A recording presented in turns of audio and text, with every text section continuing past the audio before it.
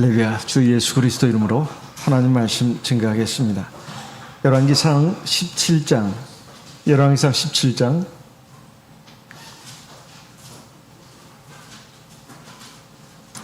22절에서 24절까지 말씀이 있겠습니다. 22절, 23절 제가 읽고 24절은 같이 읽겠습니다. 열왕기상 17장 22절 여호와께서 엘리야의 소리를 들으심으로 그 아이의 혼이 몸으로 돌아오고 살아난지라. 엘리야가 그 아이를 안고 다락에서 방으로 내려가서 그 어미에게 주며 이르되 보라 네 아들이 살았느니라. 24절 같이 읽습니다. 여인이 엘리야에게 이르되 내가 이제야 당신은 하나님의 사람이시여 당신의 입에 있는 여호와의 말씀이 진실한 줄 아노라 하니라. 우리 연령대뿐만 아니라 우리 연령대 위에 있는 분들이나 또 아래에 있는 분들도 적어도 한국 사람이라면 알고 있는 유명한 시 한 편이 있습니다. 이름은 국화협회서라고요. 전라북도 고창이 고향인 그 서정주 시인의 그 유명한 시입니다. 그 시의 내용은 우리가 어느 정도 알고 있습니다. 한 송이의 국화꽃을 피우기 위해 봄부터 소쩍새는 그렇게 울었나 보다. 한 송이의 국화꽃을 피우기 위해 천둥은 먹구름 속에서 또 그렇게 울었나 보다.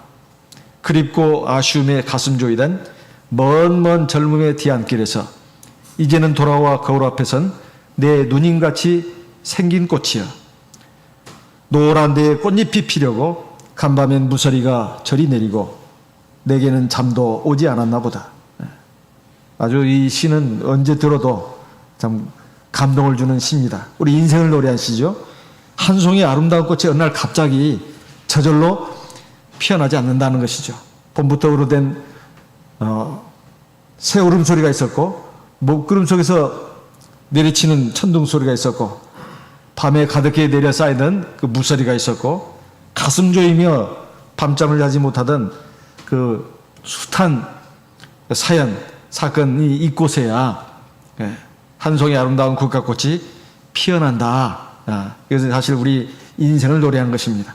한 인생이 정말로 인생답게 되는 일은 저절로 되는 것이 아니다 하는 것입니다. 하나님의 역사도 그렇다는 것입니다.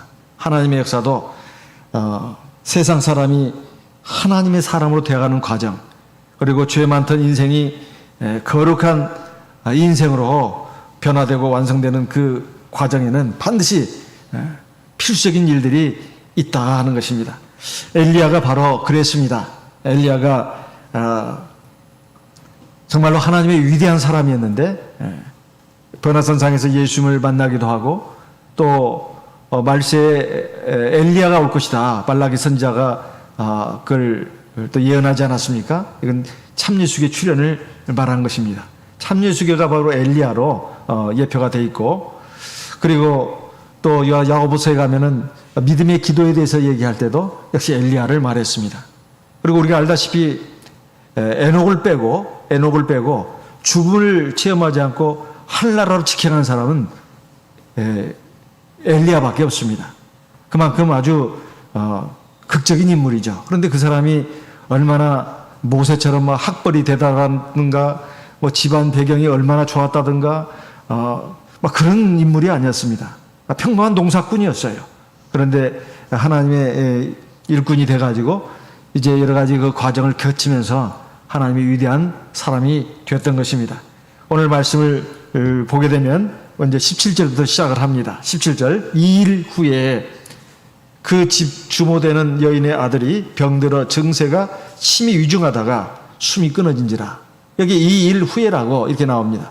영어 성경을 보게 되면 이 일들 후에라고 되어 있습니다. After these things 이렇게 돼가지고 이런 일들 후에 이렇게 나와 있어요. 그러니까 이 말씀을 왜 여기에 덧붙이나 하면은 바로 이 지금 심각한 상황이 또 벌어졌다는 것입니다. 이 일들을 후라는 것은 그 앞서 있었던 일입니다. 엘리야가 하나님 앞에 먼저 기도하지 않았습니까? 하나님의 백성들이 하나님을 떠나서 우상을 섬기고 죄악의 길로 가고 있습니다. 하나님, 이 백성들이 이렇게 놔두신다면 결국은 영원한 멸망에 들어갈 수밖에 없습니다. 하나님 제발 그렇게 하시면 안 됩니다. 이 백성들에게 정신을 좀 차리게 해주십시오. 지금 헛된 우상, 바알 우상, 아세라 우상을 섬기고 있는데 그게 바로 이 세상에 비를 내려주고 농사도 되게 하고 또 자식도 잘 낳아서 잘 키우고 행복하게 살게 해주는 신들이라고 믿고 있는데 진짜 헛된 신들을 믿는 정말 아주 사악한 길로 가고 있습니다. 하나님, 그러니 이 땅에 비를 내리지 말아 주십시오. 한동안. 그래가지고 막 열심히 기도해가지고 한 6개월 정도 기도를 하다 보니 비가 안 내리는 걸 보고 엘리야가 옳거니 하나님 내 기도 들으셨구나 해가지고 두 번째 한 일은 뭡니까? 이제 아합 왕을 향해서 선포를 하지 않았어요? 내가 여호와 하나님의 사심을 가리켜 맹세하건대 내 말이 없으면 하나님이 비를 안 내려주실 것이다. 그리고는 이제 하나님의 명령을 받지 않습니까? 너는 이곳을 떠나서 그리 시냇가에 숨고 거기 시냇물을 마셔라. 그래가지고 이제 세 번째는 하나님의 명을 따라서 그리 시냇가에 가서 숨는 훈련, 숨는 훈련. 그리고 또 하나님 말씀에 순종하는 훈련. 그리고 하나님이 모든 것을 다 주관하신다, 인도하신다는 것을 믿고 하루하루를 하나님만 바라보면서 살게 하는 믿음의 훈련. 이 훈련을 시키지 않았습니까? 그 훈련이 어느 정도 끝난다 싶었는데 이제는 사르밧의 과부에게로 와서 이제 네가 그 과부에게서 공개를 받도록 해라. 이런 또 훈련을 받았습니다. 이것은 이제 믿음이 없는 이제 한 이방 여인에게 믿음을 넣어주고 그리고 또 하나님 말씀에 순종하게 하는 이 더 차원이 높은 훈련을 하게 하는 것이죠. 그런데 그 과부가 이스라엘에 많은 과부가 있었음에도 불구하고 하나님이 유독 그 사르밧 과부를 주목하시고 그리로 엘리야를 보내가지고 그런 훈련을 받게 하신 거 아닙니까? 사르밧 과부는 내가 이 떡가루 조금하고 기름 조금으로 마지막 식사를 우리 아들하고 하고 죽으려고 했었는데 하나님이 그렇게 말씀하신다니 그렇게 하겠습니다. 그 참 아주 참 보석 같은 그 믿음의 순종을 엘리야가 또 보게 됩니다. 하나님이 이렇게 역사를 하시는구나. 그래가지고 그 가뭄이 다하는 날까지 그 집에 떡가루가 안 떨어지고 기름이 안 떨어지는 이 놀라운 일들을 체험했습니다. 이것이 이제 오늘 나오는 말씀에 앞서서 일어난 이런 일들입니다. 이런 일들이 지금 이제 다 끝나고 나서 하나의 사건을 또 우리에게 보여주고 있습니다. 그 뭐냐면은 바로 그 집에 하나밖에 없는 그 아들이 갑자기 목숨을 잃은 것입니다. 사실 이 정도 되면 참 하나님 지금까지 내가 살아온 것이 참 간단치가 않았습니다. 참 우여곡절도 많고 여러 가지 참 한숨 나오고 눈물 나오고 괴로운 일들도 많았는데 힘든 일도 많았는데 어찌 또 이런 시련을 주신단 말입니까? 이건 사실은 엘리야만 그런 게 아닙니다. 사실 우리도 다 그렇다 이 말이에요. 사실 우리가 다 말은 안 합니다. 사실 사람 얘기를 누구에게 다 하겠습니까? 다 숨은 아픔이 있고 고통이 있어요. 근데 이것이 사실 이게 뭐냐면은 하나님의 훈련이라는 거예요. 하나님의 훈련이 아직 안 끝났다는 것입니다. 하나님은 하나님께서 충분하다고 생각하실 때까지 훈련을 하게 돼 있어요.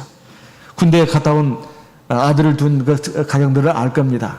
본인도 군대를 갔다 오고 또 아들도 군대를 갔다 오고 그러면은 대충 압니다. 훈련이 뭐 한두 가지가 아니잖아요. 뭐 일단은 짜여진 생활을 해야 되잖아요. 단체 생활을 해야 되잖아요. 이거 훈련 아니겠습니까? 또 제식 훈련, 그 다음에 뭐 유격 훈련, 뭐 제일 쉬운 거 뭐 훈련도 많이 있잖아요. 화생방 훈련도 있고, 그 다음에 무슨 뭡니까, 무거운 모든 것을 다 갖춰, 어깨에 메고는 그 행군 훈련도 해야 되고, 그러니까 굉장히 여러 가지 많은 훈련이 아주 다채롭게 펼쳐집니다. 겨울에는 눈이 내리면 하고 그 하면 필요도 없는 일인데 땅을 파라고 합니다. 땅 다 파서면 또 땅을 또 다시 메꾸라고 합니다. 이거 다 훈련이다 이 말이에요. 예. 그렇게 하면서 군인다운 군인이 되는 거 아니겠습니까? 예.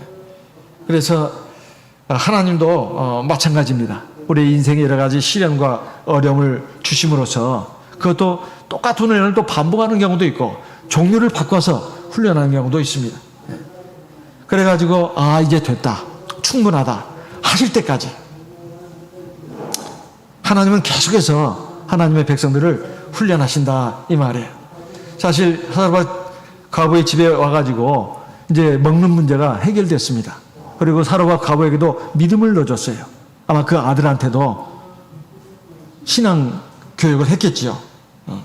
이제 평안히 이렇게 가뭄이 끝날 때까지 가겠거니 생각했는데 이게 지금 그 집에 와가지고 몇 개월 됐는지 한 1, 2년 됐는지는 성경에 나와 있지 않습니다. 어쨌든 그 집에 과부의 그 아들, 그 과부에게는 그 아들이 유일한 삶의 희망일 수도 있습니다. 기쁨일 수도 있어요. 근데 그게 주는 사태가 벌어졌다 이 말이에요. 그래가지고 지금 뭐 어떤 일이 일어났습니까? 열왕기상 17장에 18절 여인이 엘리야에게 이르되 하나님의 사람이여 당신이 나로 더불어 무슨 상관이 있기로 내 죄를 생각나게 하고 또 내 아들을 죽게 하려고 내게 오셨나이까. 19절 엘리야가 저에게 그 아들을 달라 하여. 지금 사실 이 여자가 그 아들을 지금 그 병으로 잃고 나니까 제정신이 아닌 거예요 지금. 그래가지고 하나님의 사람이여 어째서 당신은 나가 무슨 상관이 있다고 우리 집에 와가지고 내 죄를 이렇게 생각나게 합니까? 그리고 내 아들을 죽게 하려고 우리 집에 오셨습니까? 이게 말이 되는 소리냐 이 말이에요. 여기에 보면은 이치에 맞는 말도 있고 맞지 않는 말도 있습니다. 근데 이것은 그 아들을 잃은 여인의 슬픔이 극한에 다다르다 보니까 막 정신없는 말도 막 나오는 거예요. 이런 일을 목도하는 엘리야 입장에서는 얼마나 참 기가 막힐 노릇입니까? 그리고 얼마나 마음이 힘들고 괴롭겠어요. 우리가 살다 보면 이런 순간들이 있습니다. 참 이거 어떻게 말로 어떻게 설명할 수가 없어요. 이 고통과 어려움을. 이랬을 때 우리가 어떻게 생각해야 되냐 이 말이에요. 야고보서 1장 2절 말씀을 보겠습니다. 야고보서 1장 2절입니다. 야고보서 1장 2절. 야고보서 1장 2절. 내 형제들아 너희가 여러 가지 시험을 만나거든 온전히 기쁘게 여기라. 이는 너희의 믿음의 시련이 인내를 만들어내는 줄 너희가 알미라. 4절 같이 읽어보겠습니다. 인내를 온전히 이루라. 이는 너희로 온전하고 구비하여 조금도 부족함이 없게 하려 함이라. 여기 보니까 여러 가지 시험이라고 말하고 있어요. 한두 가지가 아니에요. 여러 가지입니다. 여기 왔을 때 우리 다 괴로워하고 힘들어합니다. 근데 여기에 말씀을 보면 온전히 기쁘게 얘기라고 있어요. 참 현실과 맞지 않는 말씀을 하고 있다 이 말이에요. 그러나 이것은 하나님 우리에게 주시는 권면입니다. 또 명령이기도 해요. 사실 우리를 위한 말씀입니다. 왜 그러냐? 이건 믿음의 시련이라는 거예요. 믿음의 시련. 이 믿음의 시련을 통해서 뭐가 생기느냐? 인내를 만들어낸다는 거예요. 참고 견디는 거죠. 그 인내를 온전히 이루게 되면 온전하고 구비하여 하나님 앞에 조금도 부족함이 없는 사람이 된다. 그러면 하나님 앞에 온전한 사람이 된다는 말인데 이게 끝인가? 그게 아닙니다. 하나님이 함께 하신다는 거예요. 그리고 하나님이 그동안 네가 흘린 눈물, 한숨, 그리고 괴로운 신음소리 이거 다 걷어주시고 하나님이 너에게 온전한 선물을 주신다는 거예요. 그러니까 뒤의 것을 생각하고 지금 현재 당하고 있는 어려움, 일들을 가지고 낙심하지 말고 그리고 믿음에 있어서 뒷걸음질 치면 안 된다는 것입니다. 믿음의 시련이기 때문에 믿음을 더 온전하게 하도록 해야 된다는 거예요. 두 번째는 바로 온전하고 구비하여 부족함이 없는 사람. 내 안에 여러 가지 허점이 많구나, 잘못이 많구나. 하나님이 이것을 온전하게 하려고 나에게 이런 시련을 주시는구나. 세상에 누구도 하나님 앞에 완전한 사람이 없습니다. 그래서 누구도 시련과 고통이 없이 사는 인생은 없어요. 적어도 하나님의 사람이라면. 그래서 대표적으로 야고보서의 그 마지막 부분에 가면 그 인내에 대해서, 신앙의 인내에 대해서 들면서 사실 우리가 감히 넘볼 수 없는 사람을 소개를 하고 있습니다. 누구죠? 욥이 아니겠습니까? 욥. 그죠? 야고보서 5장 10절, 야고보서 5장 10절, 11절.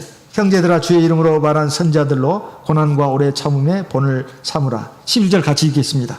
보라, 인내하는 자를 우리가 복되다 하나니 너희가 욥의 인내를 들었고 주께서 주신 결말을 보았거니와 주는 가장 자비하시고 긍휼히 여기는 자시니라. 문제는 결론이 참 좋은 건데 그 앞서 과정이 힘든 겁니다. 사람은 결론은 미래의 일이기 때문에 항상 불확실한 걸로 생각한다 이 말이야. 당장 손에 잡히지 않은 미래는 현실성이 없다 이 말이야. 또 신뢰할 만하지 않은 것처럼 느껴집니다. 그러나 그게 아닙니다. 어차피 미래는 바로 내 눈앞에 현실로 다가오는 거예요. 지금 현실은 과거가 되는 것입니다. 물론 하나님의 나라에 들어가면 우리가 이제 시공간을 초월해서 살죠. 과거, 현재, 미래가 없습니다. 우리는 영원한 삶 가운데 살게 되지만 어쨌든 이 유한한 이 세상, 해 아래의 삶을 살 때에는 시간과 공간의 제약을 받을 수밖에 없고 항상 우리 앞에 부딪히는 이 현실에, 눈앞의 현실에 우리는 압도를 당합니다. 그럴 때 눈앞의 현실이 너무 어렵고 힘들면은 참 괴롭고, 삶의 기쁨도 사라지고, 그리고 밤에 잠도 안 오고, 그냥 눈물만 난다, 이 말이야. 그러나 이것을 잘 이겨낼 수 있어야 된다. 하나님이 살아계시고, 하나님 사랑의 하나님이라고 하는데, 내가 아무리 부족하다 한들 어찌 나에게 이런 시련을 주시느냐, 이렇게 생각하고 낙심하거나 혹은 하나님 원망해서는 안 되고, 또 자포자기해서도 안 됩니다. 그럴수록도 힘을 내야 되고 하나님 믿고 의지하면서 생각해야 할 것은 욥의 인내를 생각해야 된다. 물론 성경에는 많은 사람들이 얘기가 있습니다. 하지만 욥이 가장 이 방면에 있어서는 단연 1등이에요. 완전한 사람 아닙니까? 하나님이 인정한 의인이에요. 그런데 욥이 당한 그 참상을 한번 보세요. 아마 욥만큼 이렇게 참상을 겪은 사람이 없을 거예요. 하루아침에 자기 재산 다 잃어버리고 그뿐이겠습니까? 재산보다도 중요한 것은 가족의 생명입니다. 10아들 하나, 누구 하나 빼놓을 수가 없어요. 근데 하루아침에 다 잃었습니다. 얼마나 비통한 일이에요. 거기다가 자기 온몸에 병이 들었습니다. 이것도 참으로 괴로운 일입니다. 근데 더 괴로운 일은 명예를 잃어버렸다는 거예요. 자기를 그동안 좋게 생각했던 사람들이 다 이상한 눈으로 보는 겁니다. 욥이 문제가 있는 거 아니야? 순교는 죄가 있는 게 아니야? 이거 얼마나 괴로운 일이에요. 사실 욥만큼 비참하게 된 사람이 없습니다. 원래 그 비참하게 살던 사람은 그렇게 크게 고통스럽지 않습니다. 근데 하늘 꼭대기에 있던 사람이 저 바닥까지 추락했을 때 정말 고통스러운 일이에요. 욥이 그랬습니다. 그래 너희가 욥의 인내를 들었지 않았느냐? 그 하나님 주신 결말을 또 보지 않았느냐? 그러니 그리고 앞에 또 선지자들도 얘기하고 있습니다. 다 하나님의 사람으로서 다 거의 다 선두에 선 사람들 아닙니까? 다 고난을 당했다는 거예요. 그러니 위로를 받고 하나님은 자비하시고 긍휼히 여기신 하나님이기 때문에 완전한 선물로 갚아주신다. 이걸 믿어야 됩니다. 그래서 항상 우리가 현실에 압도당해서는 안 돼요. 그것이 하나님이 나에게 주신 징계에 비하면 그것도 감사한 일입니다. 어쨌든 사랑하기 때문에 징계를 하시는 거니까. 그리고 내가 이유 없이 고난을 받는다면 그것도 내 안에 혹시 있을지 모를 불순물을 하나님이 꺼내기 위해서 나를 연단하시는 거니까 이것 또한 감사한 일이다 이 말이에요. 그래서 이 훈련을 우리가 잘 받아야 되겠다 하는 것입니다. 우리는 다 약한 사람들입니다.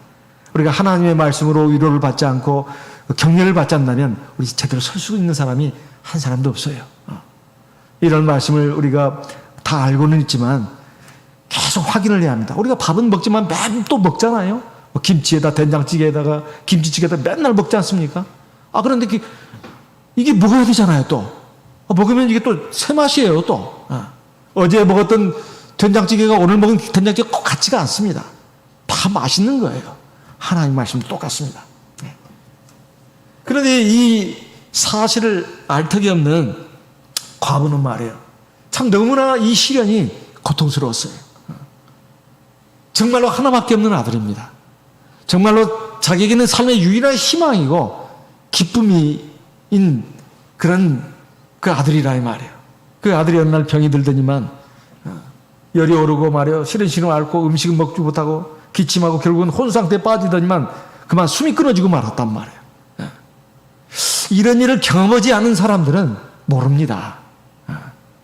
자식이 부모보다 먼저 세상을 뜰 때 그 부모의 가슴은 정말로 찢어집니다. 그래서 종종 그 영상물에서 자기의 아들이 자기보다 먼저 떠났는데 그걸 잊기 위해서 막 더 열심히 일하고 장사하고 그랬다는 얘기를 하다가 막 우는 부모들을 제가 한두 번 본 게 아닙니다. 근데 여인이 그런 지금 입장이었어요. 아마 여인은 그 숨이 끊어진 아들을 가슴에 안고 막 울부짖었을 겁니다. 아무개야, 머시기야 하면서 막 울었을 거예요. 그러면서 이제 그때 상태는 이제 제정신이 아닌 거예요. 무슨 논리, 상식이 입에서 나온다는 걸 기대할 수 없는 상태입니다. 그만큼 슬픔이 극한에까지 올라갔다는 거죠. 그러다가 이제 자기 눈에 엘리야가 눈에 들어왔어요. 어디다가 막 좀 원망을 좀 하고 싶은데 엘리야가 마침 탁 눈에 들어왔습니다. 당신이 어찌 우리 집에 와가지고 나로 하여금 내 죄를 생각나게 했냐고. 그 죄를 생각나게 했다는 그 자체는 맞는 말입니다. 우리가 어떤 시련과 고통을 당했을 때 처음에는 그 자체가 너무 힘들고 외로워서 괴로워서 울부짖고 힘들어하다가 어쨌든 신앙이 있는 사람이라면 하나님 앞에 자기를 돌아보게 돼 있어요. 그래서 하나님, 내가 참 부족하고 잘못한 게 많습니다. 죄를 깨닫고 회개를 하기도 하지요. 사람은 오늘 오전에도 말씀이 나왔습니다만 자기가 한 일을 다 잊어버립니다. 또 잊어버려야 또 살아요. 또. 그런데 하나님은 다 기록하신다는 거죠. 그런데 이게 그것을 이제 좋은 일을 잊어버리는 것은 뭐 상관은 없습니다. 내가 착한 일을 많이 한 거. 그런데 나쁜 일을 한 것도 잊어버린다는데 문제가 있는 거예요. 근데 이것을 생각나게 한다는 거예요. 괴롭고 힘든 일을 만나면 내가 뭔가 하나님 앞에서 잘못한 게 뭘까? 가만히 기도하면서 하나님 말씀 들으면서 읽으면서 보면은 그게 생각나는 거예요. 내가 예전에 어떻게 했었고 어떤 말을 했고 근데 그 당시에는 내가 잘한 줄 알았는데 돌아보니까 그때 내가 말을 잘못했고 하나님 보시기에 사람들 보기에 이건 아닌데 그런 일을 했는데 그때는 내가 바로 그 사람이었기 때문에 전혀 죄책감이 없었습니다. 근데 믿음이 자라고 성장하면 그것들이 그게 잘못됐구나 하는 것을 확실하게 알게 돼요. 지금 이 사르밧 과부가 지금 그걸 얘기하고 있는 겁니다. 근데 어쨌든 이렇게 내 아들이 죽은 것은 내 죄 때문에 내 아들이 죽은 거 아니냐. 지금 이런 그 논리예요, 사실은. 그리고 그것이 또 정상적으로만 가는 게 아닙니다. 비정상적인 말도 나오는 거예요. 어쨌든 간에 당신이 우리 집에 왔기 때문에 내 아들이 죽은 거 아니냐. 이거 논리의 비약이죠. 논리의 비약. 당신이 우리 집에 와가지고 지금 내 아들이 죽은 거 아니냐고. 나가 지금 당신하고 무슨 상관이 있길래 우리 집에 오셨냐고. 근데 사실 이 여자가 이렇게 울부짖는 말을 보면은 아무리 슬픔을 당했다고 하지만은 이것은 사실은 바른 말이 아닙니다. 지금 이 여자가 엘리야 선지자 하나님의 사람이 자기 집에 와가지고 하나님의 역사를 얼마나 많이 체험했어요. 적어도 몇 개월에서 많게는 한 1, 2년 됐을 겁니다. 아마 3년 가까이 됐는지도 몰라요.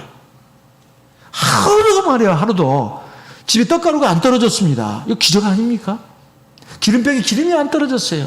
그래서 계속 지금까지 먹고 살았잖아요.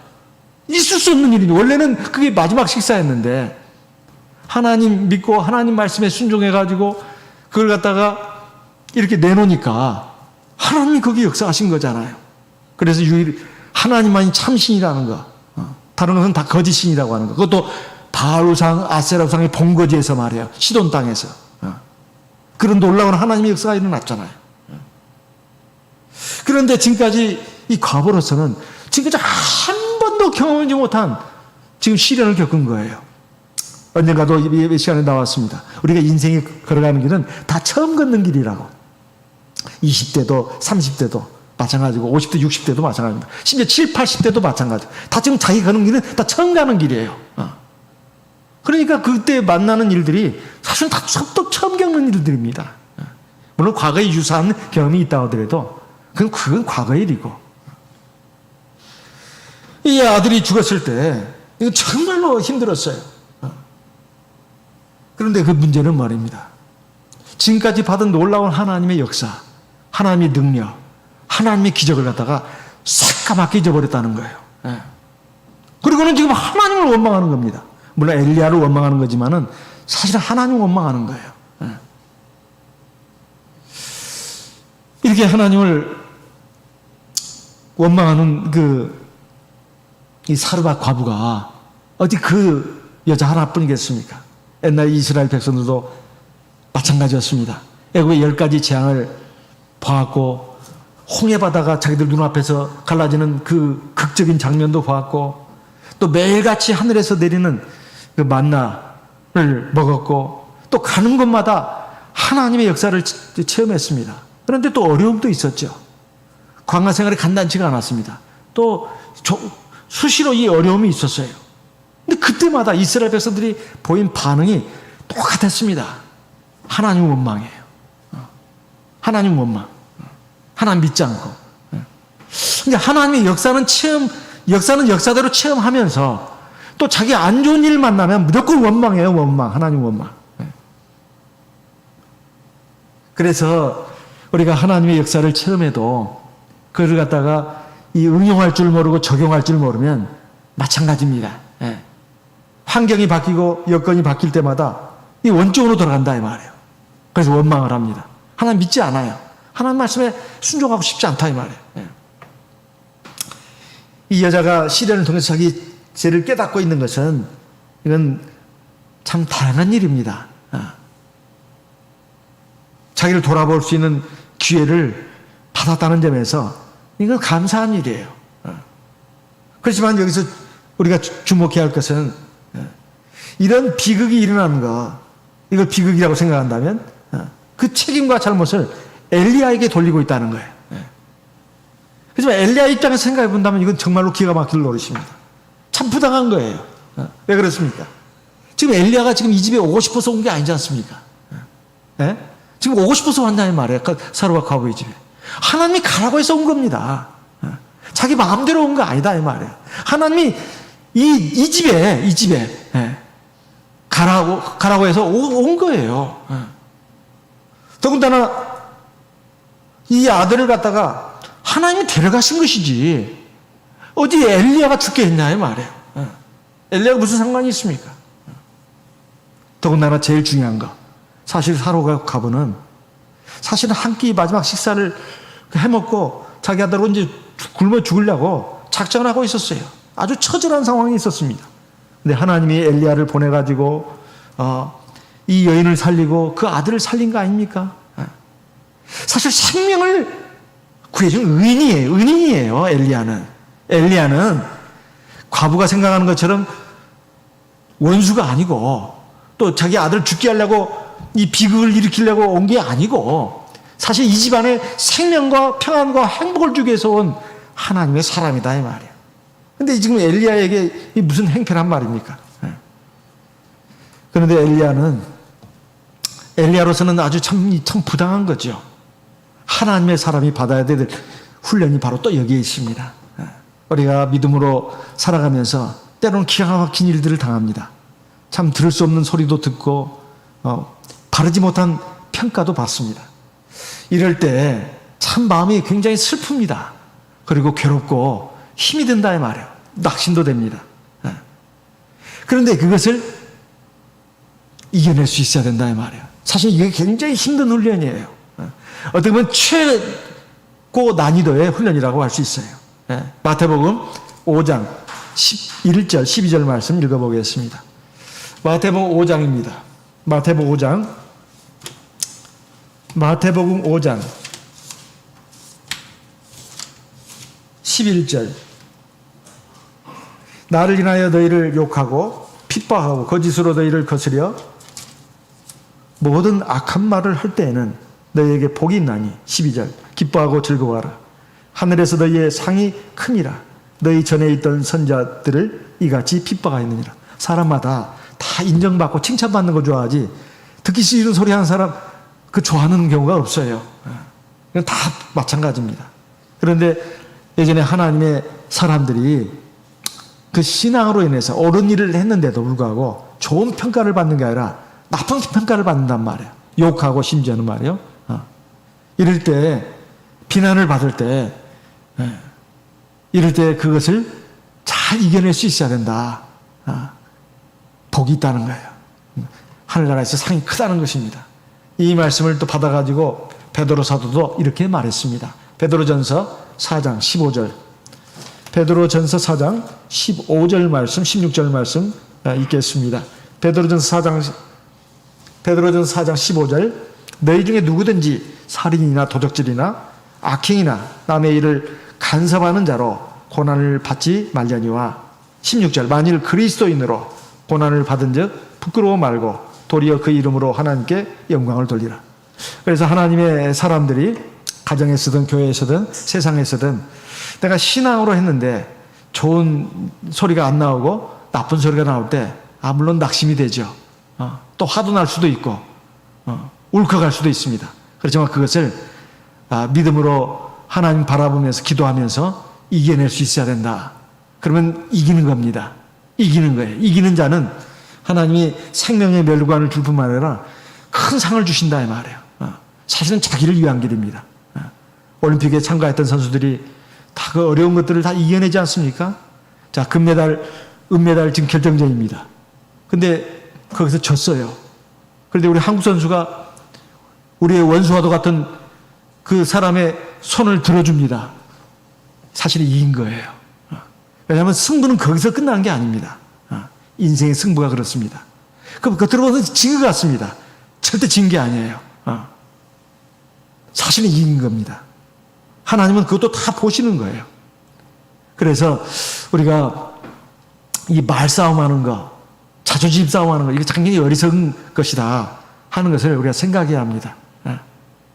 우리가 하나님 앞에서 내가 하나님 앞에서 바르게 하는 게 중요하지. 내가 틀리게 했는데 사람들이 나를 인정합니다. 그게 진짜 그 위험한 겁니다.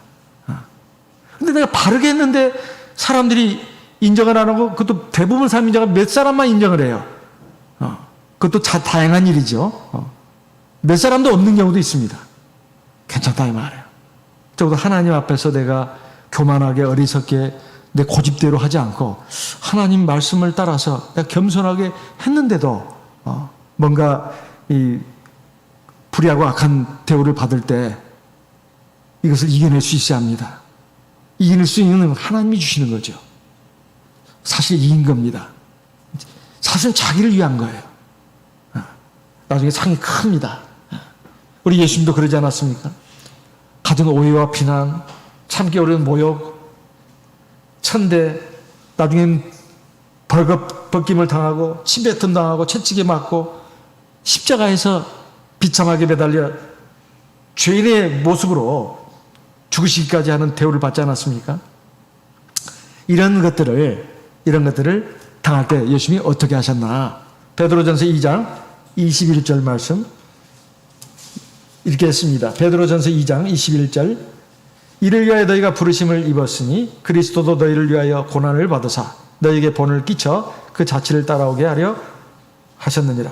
22절 저는 죄를 범치 아니하시고 그 입에 괴사도 없으시며 23절 같이 읽어보겠습니다. 욕을 받으시되 대신 욕하지 아니하시고 고난을 받으시되 위협하지 아니하시고 오직 공의로 심판하시는 자에게 부탁하시며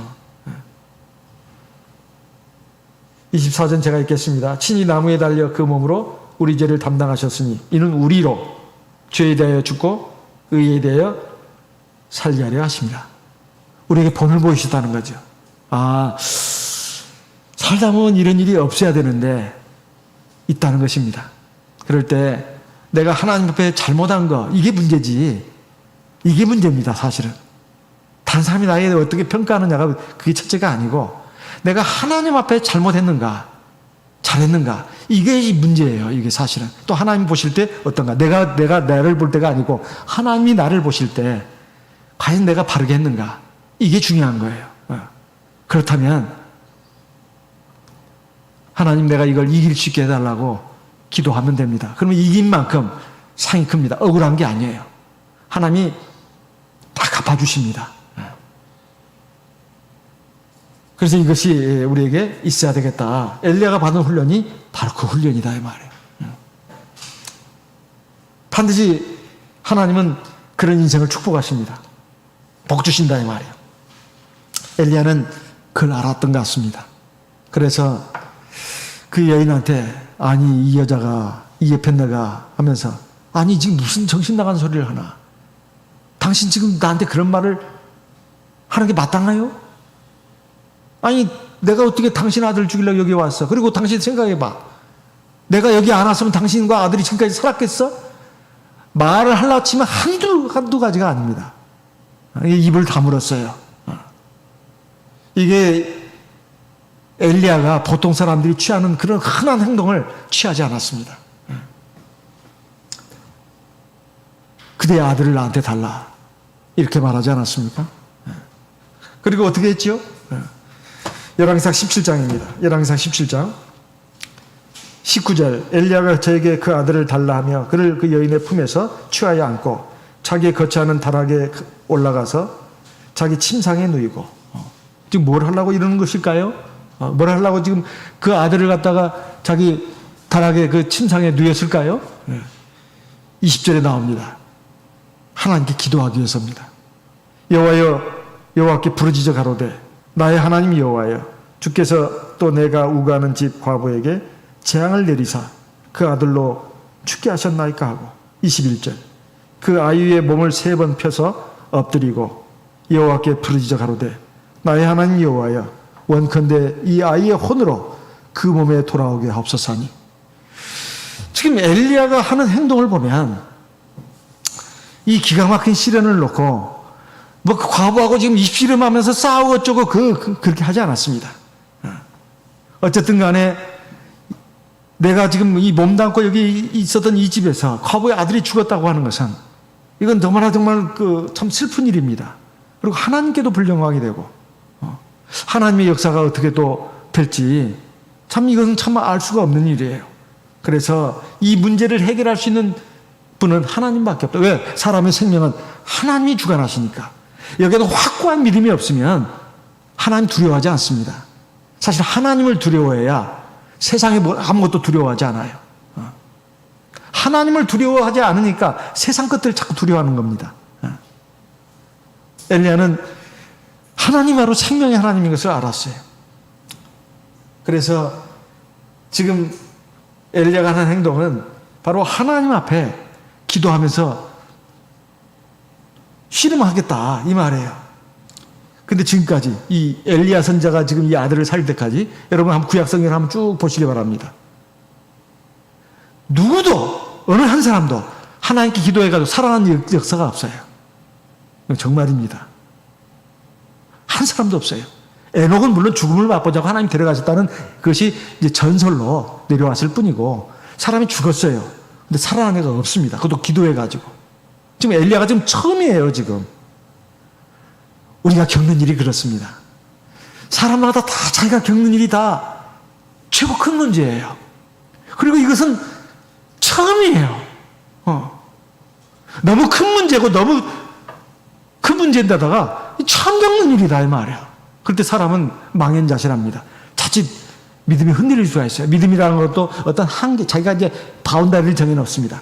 이 바운더리를 정해놓고 그 안에서만 하나님을 믿는 거예요. 그 이상은 불가능하다고 생각해요. 그게 아닙니다. 사람의 생각이 불가능한 것이지 하나님이 불가능한 게 아니에요. 하나님을 믿고 하나님을 경외하고 하나님 사랑하고 하나님 의지하는 거, 이게 핵심입니다. 하나님 믿는 거, 하나님 경외하는 거, 그리고 하나님 사랑해가지고 의지해서 하나님 말씀에 순종하는 거, 이게 키예요. 그래서 엘리야가 지금 과부와 다른 점이 이겁니다. 지금 과부도 처음 겪는 일이에요. 자기 아들이, 그것도 자기 아들이잖아요. 엘리야는 그 자기 아들이 아닙니다. 근데 과부는 자기 아들이에요. 어미가 돼보면 그거 압니다. 어미가 내가 죽더라도 아들은 살리려고 그래요. 자식은. 그런데 지금 그 고통이 얼마나 큽니까? 슬픔이. 엘리야도 마찬가지죠. 이제 한 가족처럼 된 거예요. 근데 엘리야가 과부와 다른 점이 이것입니다. 지금 처음 겪는 그 시련 앞에서, 그 어마어마한 시련 앞에서 어떻게 이것을 해결해야 할 것인가? 대처 방법이 달랐다는 거예요. 과부는 비통해하고 원망하는 거, 이것밖에 없어요. 근데 이 엘리야는 하나님밖에는 없다. 하나님께 매달려야 된다. 이것입니다. 우리도 그래야 됩니다. 지금 오늘 이 말씀은 바로 저와 우리 모든 성도님이 주는 하나님의 말씀이에요. 이게 자꾸 이 형태만 바꿔서 이제 거의 다 비슷합니다. 어떻게 해야 되는지. 엘리야가 받은 이 마지막 훈련은 바로 이거예요. 아무리 절망적이고 고통스러운 극한의 상황까지 왔다 하더라도 정말로 끝까지 하나님을 온전히 믿고 의지하고 하나님께 매달려야 된다는 거예요. 온전히 하나님을 신뢰하는 것입니다. 이것이 마지막 엘리야가 받은 훈련이에요. 제가 아는 어떤 성도님이 있습니다. 이분은 원래 장로교 집안에서 자라났어요. 그러다가 중고등학교 때 우리 무복자님인가요? 거기에 이제 개척지 아마 가셨는지 거기서 이렇게 전도가 됐어요. 그때 그 여러 학생들이 들어왔습니다. 그 중에 한 학생이었어요. 그 장로교 신앙 버리고 자기 집안 다 장로교 믿습니다. 우리 교회 진리 들어보니까 맞는 거예요. 성령으로 기도하는 거고, 아니, 맞는 거예요. 이 장로교 신앙 다 버리고, 유일하게 그 집안에서는 자기 혼자만 참예수교를 나온 겁니다. 그래서 세례 성령 받고 믿음 생활을 했어요. 그리고 이제 군대 갔다 와서 이제 공직자가 됐고, 그리고 이제 목자매 중매로 믿음의 자매와 결혼을 하게 됐습니다. 그래가지고 몇 남매 낳고 아주 단란한 가정을 이루면서 또 세상에서도 아주 성실한 공직자로서 일을 했습니다. 교회 생활도 착실하게 했어요. 근데 사람의 참 삶이라는 건 참 알 수가 없는 것인가 봅니다. 이제 아무래도 우리는 다 알 수가 없지요. 근데 이제 아내가 어느 날 집을 뛰쳐나갔어요. 왜 그런가 했더니 부부싸움이 일어났던 모양이죠. 뭐 특별하게 무슨 뭐가 문제가 있었던 건 아닌 것 같은데, 제3자들이 볼 때는 아마 부인 말을 잘 안 듣는 형제였는가 봐요. 속을 많이 썩였나 봐요. 특별히 나쁜 짓을 한 건 아니고. 그러니까 이제 부인이 막 너무 화가 나가지고 집을 나갔어요. 그래가지고는 이제 좀 정신 이상이 됐나 봐요. 그래서 어느 그 시골 교회 가서 찾았습니다. 내가 잘못했다고. 우리 형제가 훨씬 좋은 사람이 데려왔습니다. 근데 또 이제 역시 또 마찬가지였어. 부인은 이제 막 정신이 이상해져가지고 막 집을 나가버렸어요. 그래서 연락이 왔는데 보니까 보호자 아니냐고. 정신병원에 입원이 돼 있었던 겁니다. 그래서 우리 형제가 가서 보니까 자기 아내가 정말 그 감옥이 그런 감옥인가 봐요. 쇠창살 또 이거 쇠문이고 그 안에 이렇게 줄을 매달아가지고 이렇게 있더래요. 그 모습을 본 순간 절망이 앞섰습니다. 자기에게는 아직 어린 삼남매가 있고 또 자기는 공직적, 더구나 제일 중요한 것은 자기가 하나님의 백성인데 어떻게 내가 이런 일을 겪는가? 그리고 아내가 어떻게 저 지경이 됐는가? 참, 근데 의사 말을 들어보니까, 참 이 증세가 너무 심하고, 참 고개를 절레절레 흐른다는 거예요. 그러면서 참 안 됐다고 위로 비슷한 그런 말을 하더랍니다. 그래서 자주 오면 안 되고 얼마 만에 한 번씩 오라고. 그래가지고 형제가 어디로 갔겠습니까? 교회로 갔어요. 교회로 가가지고는 하나님 앞에 이제 아무도 없는 회당에 들어와가지고 앞에서 무릎 꿇고 통곡을 하면서 울었습니다. 통곡을 하면서 울었어요. 하나님, 제가 죄인입니다. 제가 죄인입니다. 제 아내가 저 때문에 이렇게 됐습니다. 저를 용서해 주십시오. 그리고 내 아내를 불쌍히 봐주십시오. 살려주십시오. 제정신이 되게 해주십시오.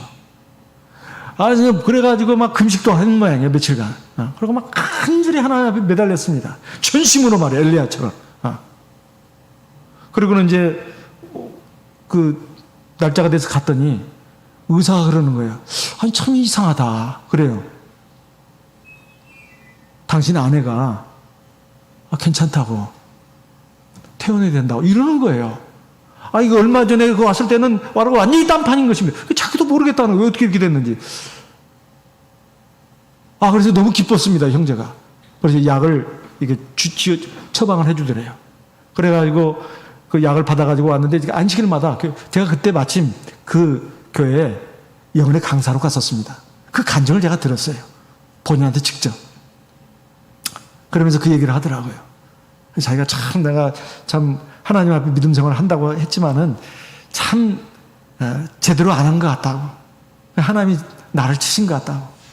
애꿎은 내 아내가 고생을 했다고. 아내도 이제 인사시키고.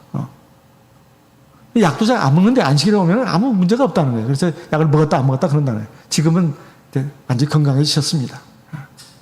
그러면서 하나님 앞에 아주 충성된 일꾼이 됐어요. 이제 공직자들은 아마 직장 다니는 사람들 그런가 보죠. 직장에서 뭐 몇 년에 한 번씩 공로 연수다 여행이다 해외여행을 시켜주나 봐요. 자기는 이 안식일께서 안 가야 되는데 했는데 그래도 어때? 한 번인데 부부 동반을 안식일 끼고 외국에 여행을 갔다 왔대요. 한 일주일인가 열흘인가. 그런데 그게 마음이 걸렸습니다. 갔다 와서 자기가 시속 한 60km 정도 가는데 안개가 좀 꼈대요. 근데 차 사고를 낸 거예요. 떡집 사장님이 자전거에다 떡을 싣고 어디 배달하고 하는데 그걸 미처 발견을 못한 거예요. 쳐버린 겁니다. 근데 그냥 떡 싣고 가던 그 사장님 그 자전거가 공중으로 푹 뛰더니 떨어진 거예요. 떡은 그냥 길바닥에 난장판이 됐고 사장님은 쓰러졌습니다. 이거 내가 사람 죽였구나. 하나님의 역사였습니다. 그 사장님이 안 죽었어요. 조금 찰과상이 있었지.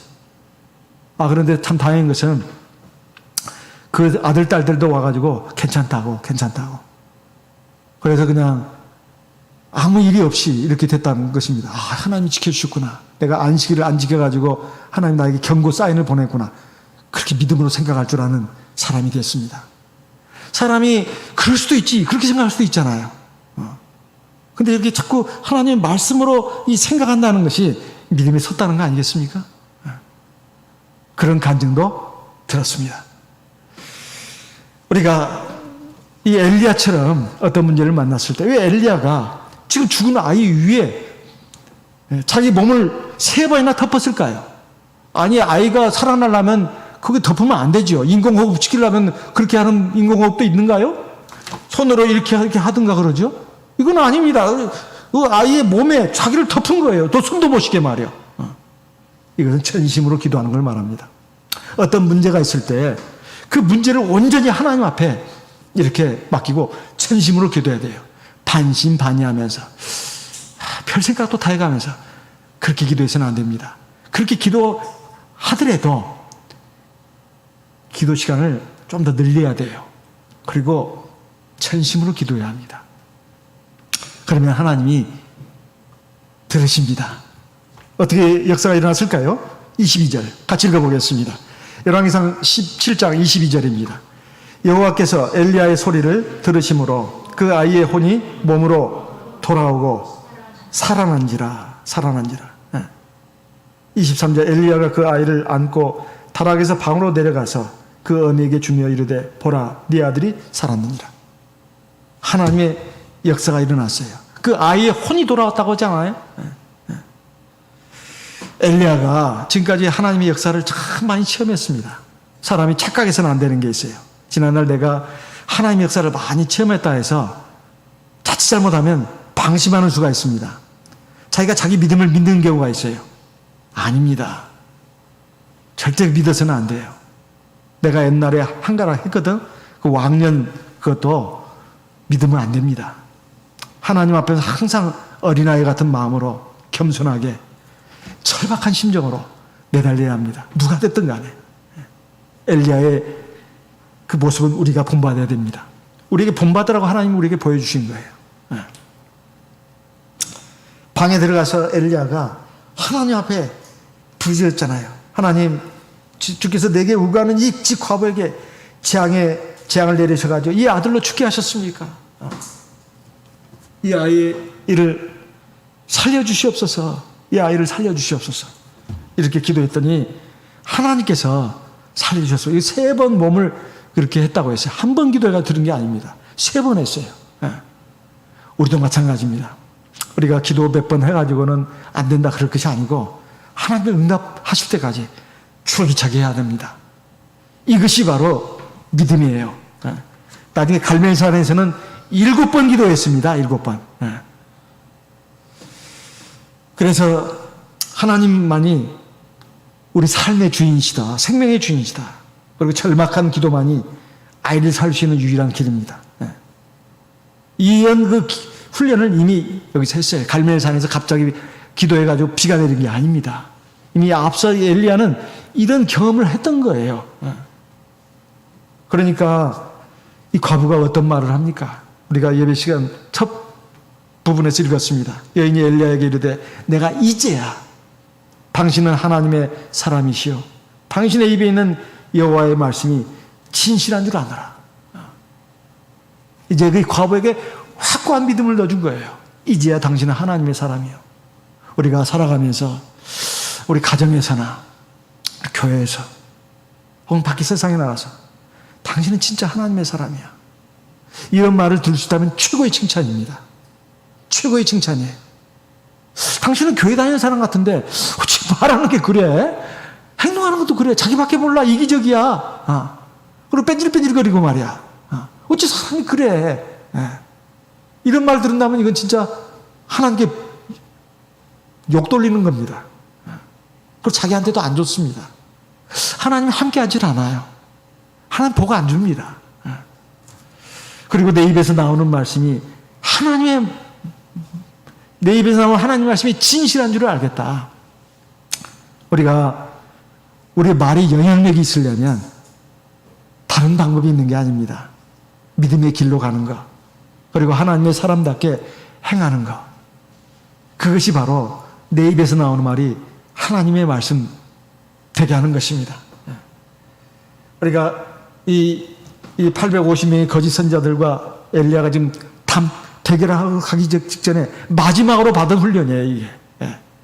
이 훈련이 이제 끝나고 나니까 드디어 이제 아방 앞에 서게 되는 그 장면이 이제 다음 시간에 또 나옵니다.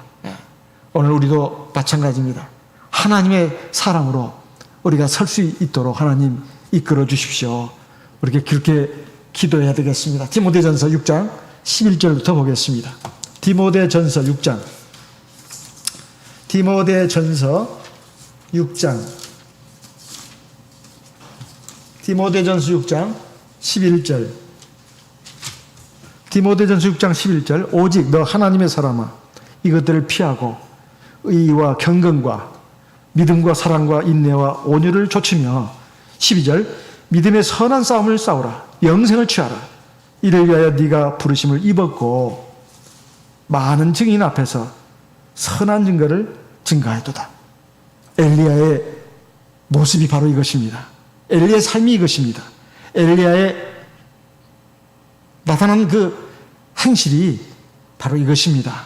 오늘 저와 여러분도 우리 엘리야의 이 모습을 통해서 하나님 우리에게 너도 하나님의 사람이 되어야 된다.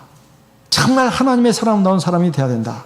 그리고 내 입에서 나오는 하나님의 말씀이 하나님 참된 말씀이라는 것을 세상의 이방인들, 믿지 않는 사람들도 알 수 있고 인정할 수 있도록 해야 된다. 하나님이 오늘 저와 우리 모든 성도님들에게 주시는 말씀인 줄 압니다. 다 같이 묵도하겠습니다. 다 같이 기도하겠습니다. 다 같이 이 시간 들으신 말씀을 기억하시고 하나님 앞에 같이 기도하겠습니다. 우리 교회 지금 병으로 고생하고 계시는 성도님들, 수술 받으신 성도님 위해서 기도하고 또 말 못할 어려움으로 고통을 겪고 있을 우리 성도님들을 생각하면서도 기도하도록 하겠습니다. 성령으로 기도하겠습니다.